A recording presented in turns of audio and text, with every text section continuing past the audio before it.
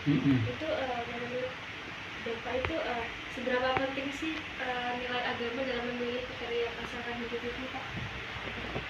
Itu jangan menurut saya, menurut agama. Karena agama menyuruh kita, khususnya laki-laki, karena di dalam agama kita yang boleh memilih itu kan laki-laki di situ.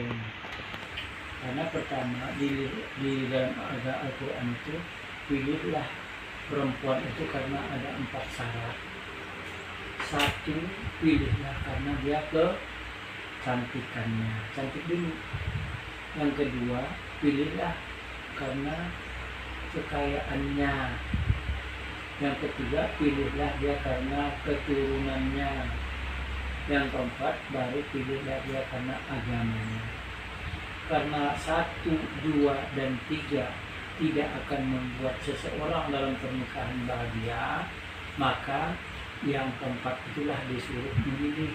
Pilihlah karena agamanya. Karena orang menikah karena agamanya, yakin nggak yakin, kalau dia nikah secara agama, pasti rumah tangga dia akan bahagia. Kenapa? Semua persoalan dalam rumah tangga dia nanti dilandasi dengan agama. Apa permasalahan yang di dalam rumah tangga dia? Dia larinya ke agama. Suaminya marah, yang istrinya nasihatin. Kalau suami istrinya yang marah, suaminya memberikan masukan. Gak boleh marah. Kalau marah itu kan setan, kan gitu. Tapi kalau nggak landasan agama, ya sudah bubar. Karena dua-duanya mementingkan ego masing-masing. Itu makanya landasan agama, landasan dalam pernikahan itu pertama agama, bukan yang lain.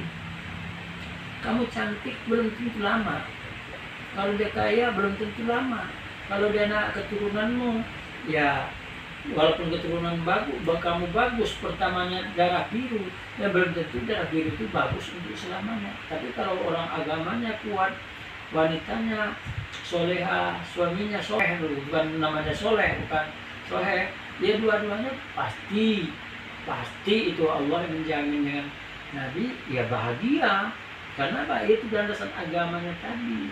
Karena dua-duanya mempunyai komitmen dengan agama, itu kan udah jelas aturannya itu.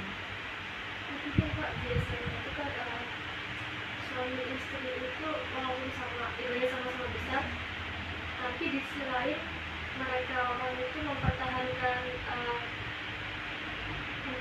pernikahannya itu karena seorang anak, itu bagaimana Pak?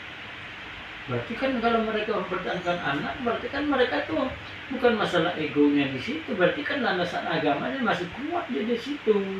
Agamanya itu kan berarti anak itu kan titipan Allah.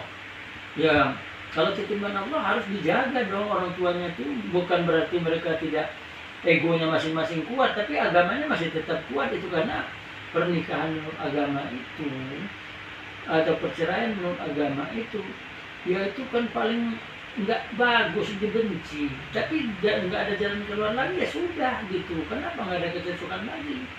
Nah itu dia tadi, saling memberi masukan. Pernikahan itu kan komunikasi sih, komunikasi di antara dua pasangan. Kalau komunikasinya bagus, itu bagus. Egonya laki kuat, lebih bagusan kuat ego mana lagi daripada perempuan? Kuatan ego perempuan, karena perempuan nggak mau ngalah. Tapi ya dua-duanya ya harus saling terbuka, harus ada, ya kayak mana ya, pendapat saya belum tentu selamanya bagus. Pendapatan yang pendapat perempuan juga belum selamanya jelek, ya bisa aja bagus, dan saling menerima pendapat itu. Kalau kita salah, laki-laki salah, ya minta maaf. Perempuan salah, ya minta maaf, jangan cuma lebaran untuk minta maafnya, kan gitu. Itu yang jelas seperti itu.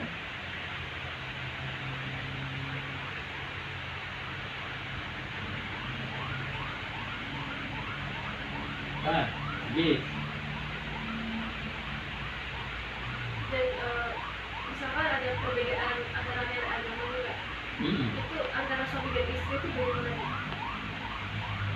Perbedaan agama maksudnya nggak sama-sama Islam, bukan? Iya, nilai agama itu menganutnya mungkin Ya, misalnya organisasi atau beda agama. dalam sebuah organisasi. Nah, misalnya kan organisasi, saya Muhammadiyah, situ NU, ya kan? Organisasi menjamin enggak rukun? Agak kan? Jadi kalau organisasi, ya namanya organisasi itu pendapat dia, ya nggak usah dipusingin. Kalau saya tuh orang Muhammadiyah ya sudah, NU ya sudah. Ya kalau perempuan itu seharusnya kan nurut suami. Ya kan intinya pernikahan itu kan menurut suami sih. Situ mau kan karena mau nurut sama suaminya. Ya kalau situ nanti nggak mau ikut sama suami gimana? Ayo, pernikahan itu kan pasti kamu kan sebelum nikah itu kan pernah bertemu dulu. Kamu nanti ikut aku nggak? Iya. Kan gitu.